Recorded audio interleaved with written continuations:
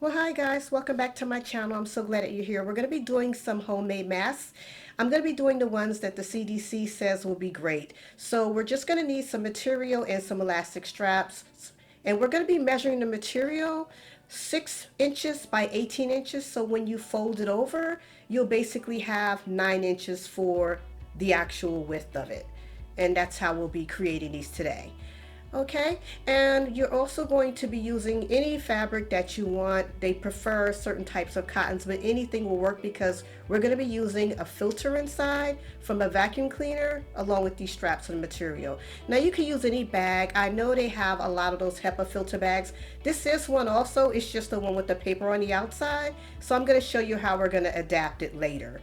So all you're going to do is just pin up the sides. If you don't have a sewing machine like I don't, you could just go ahead and hand sew it. It didn't take long at all. It only took me about 4 or 5 minutes to hand sew this entire mask. So we're just going to go through that. Also, once you get all of them done, you're going to leave one edge out so that way you can turn it inside out.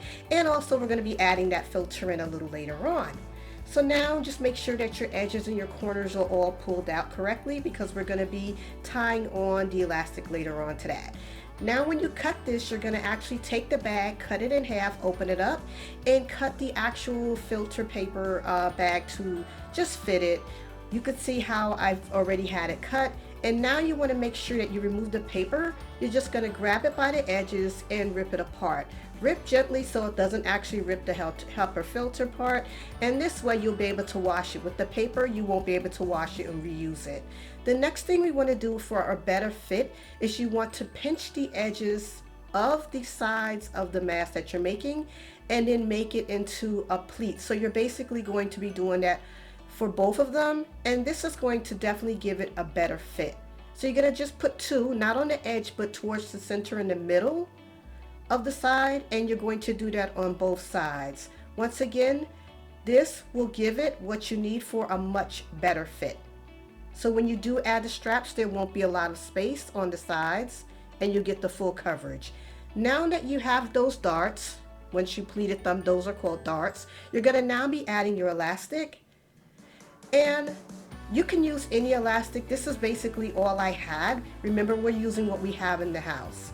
So you're going to make sure that you actually have your filter in the inside. I doubled mine up just to let you guys know. And now you're just going to take the straps and just tack it down and then sew those into place. I basically winded up doing 2 of these. It didn't take long at all. It only took me about 8 minutes to do both of these. I'm just doing it a little bit slow because we're on camera. Like I said, if you don't have a sewing machine, you can definitely do this. I did this without a sewing machine because I'm not a great sewer. Now I have what I need as far as protection, and the CDC regulation says that these HEPA filters are better. Just don't forget to separate it with the paper, and now we're all done. So I hope this helps you guys out. I know it's crazy out there right now, and as you can see with the darting, it gives it a better fit and the straps, and it's very comfortable. And it'll keep your family safe. Stay safe, guys. Stay well. Stay inside. God bless, and we're going to get through this together. But I hope in the meantime, this helps you guys out a lot. And see you next time. Don't forget to give it a thumbs up if you like this video.